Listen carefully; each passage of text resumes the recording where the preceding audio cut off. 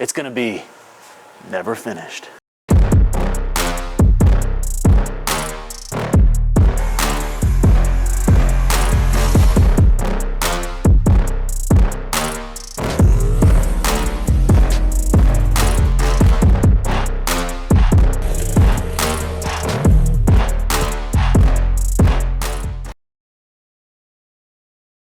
Hey, Chris. Yeah. He's already fucking mad about it. It's got a predator block. Yes, it's got a pedophile block and Oliver Stone rods. So You want me to write it down for you? yeah, hey, put it on a whiteboard and put it by the camera.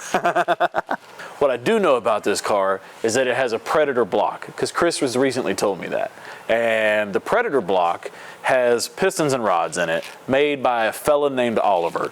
And that Mr. Oliver guy supposedly builds some really nice stuff. And our intent is to blow his shit up. It's got a Precision 7675 turbo, which I personally think is too small, but apparently they make big power. So that was a decision that I was not asked about. It's over 9,000! It has an intercooler on it that has V-band clamps, which if you've ever tried to put an intercooler pipe on with V-band clamps, it's a pain in the ass. What you want is Vangean clamps, but again, wasn't consulted. So it has a transmission, a Turbo 400. That was not a stock thing. They paid good money for this aftermarket. It's broken. Never been run. It's broken, so it's out now. Has a very nice shifter in it from that, but other than the shifter, it's a full factory interior car with AC and heat and a radio for those long drives. A factory cooling system. The car is just a real deal street car, other than the fact that it never sees the street because it's always broken. Can I say that? Well, I'm sure we'll get some links to that. I don't care about that. It has a stock computer here that's nice and does it computes the parts that we're actually proud of on the car, because we're not proud of a lot on it. It does have an in-house built K-member. Chris hand built this. He made the tubing here. He took the tubing and he welded, he melted metals down and formed rolls of tubing, and then bent it, hand bent it, made it, fashioned it out of iron and sweat, and then welded it, not with a welder, but with a torch and brazing rods, and really put the effort and time in to make this into a nice thing. So we're proud of that. And the turbo kit is very nice, and it fits in there so nicely, and it has a full exhaust, and that's really all I know about this car. It has an alternator. It does have an alternator, which... So like it'll continue running after 20 minutes? No, but not because of the charging system. It will not run longer than 20 minutes due to the fact that Mr. Oliver's probably going to show us his rods. All right. Which it has done before. It has Yeetus deletus the rods one time. Oh, sorry, it cracked a piston, which I won't make fun of because I did do that on my personal truck. So, well, yes, it was my fault, but it wasn't my fault at the same time. What happened was we were at the Street and Eat race, and Chris and I were doing really good. He was tuning my truck. It was our first time really working together. I was driving. He was doing literally everything else. I was eating Gushers. And every time we'd get to the track, he would say, all right, like the first day I kind of had an interest in what we were doing. I was like, hey, so what are we, am I going to be, needing to look at anything? Do I need to do anything? He kept saying, no, just let go of the button. Just do the burnout, stage the truck, let go of the button. It'll be fine. So I did that a few times, and kept coming around. I kept asking like, hey, so what kind of boost were you running? What kind of timing? And he finally just said, dude, shut up, let go of the button. And so the second day I pulled up and I let go of the button, but I told myself, I was like, well, I'm not just going to sit here and not do anything.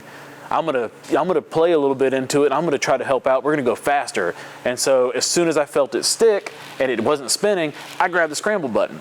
Well, I kept grabbing the scramble button, and finally it got to a point where Chris was like, hey, stop grabbing the scramble. He actually took it away from me because he was like, we're already feeding a bunch of power in, and now you're grabbing the scramble, and we're going past like where you need to be at. And so I kept doing that to the point where he finally took it away from me and said, all right, no more scramble button for you. And so that was like day 3 and 4. I had no scramble button and everything was fine. It was just, You know, you let go of the button and drive.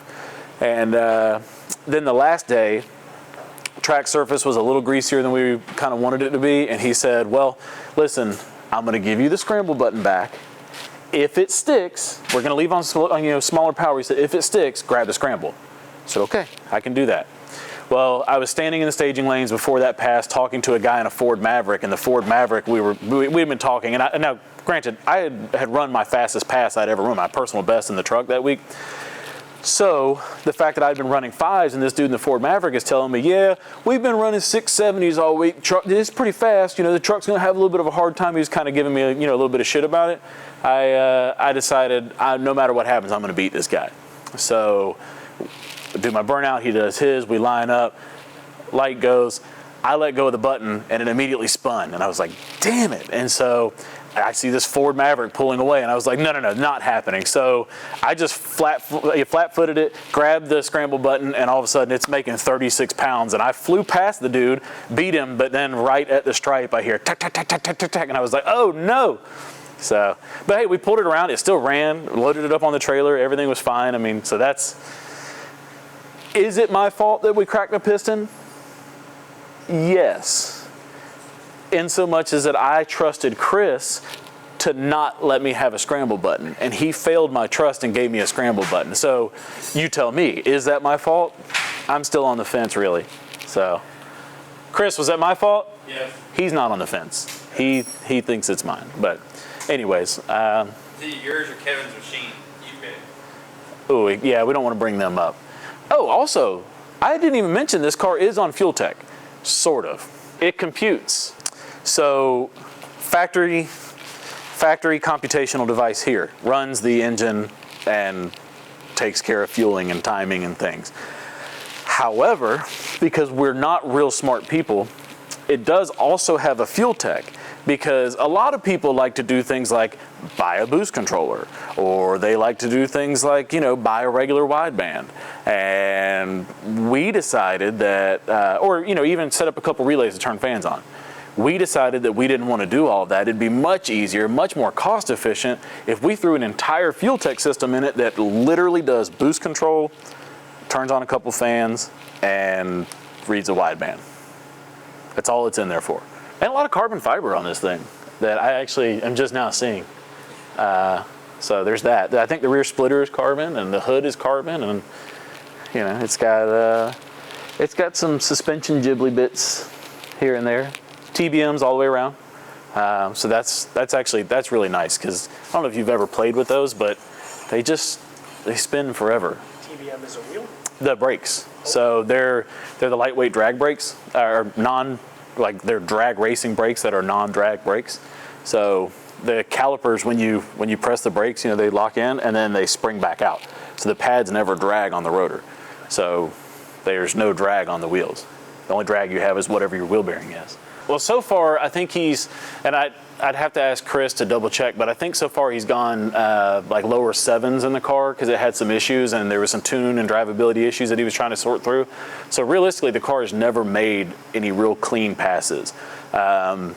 So once he gets it wrapped up, the intention is, Konner's never really done any drag racing. So this is his learning car, which is wild to learn on a car like this. But the intent is going to be to have him go out.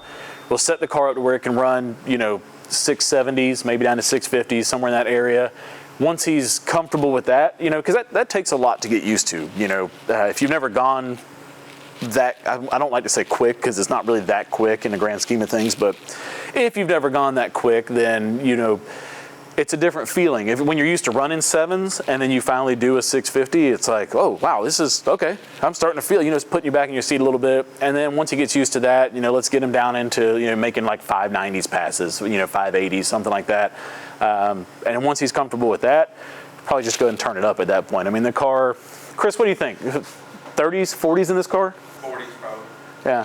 So if we can run 540s in the car, that would be ideal on the setup that it has now. Obviously, there's tons of room to grow from where it's currently at, and then also if he gets to that point and it becomes just something he's used to, then we'll upgrade the car even more, and maybe do bigger turbos, maybe go to twins, something along those lines. So I think that that's his end goal with it. Plus, it needs to be streetable. You know, the intention is to take it and do drag and drive events with it. You know, we want to drive this thing 1,000 miles, making, you know, mid 5-second quarter mile or eighth mile passes, and then doing some quarter mile racing as well, 890s maybe, somewhere in that area. But that's the goal with the car. It doesn't have a cage in it, so we need to, before you can go that fast, we definitely need to look at that, because as much as we joke around, I mean, safety is kind of it's a huge thing. So you're a good girl, but you're also kind of a bad dog. I mean that nicely. Take it as constructive criticism.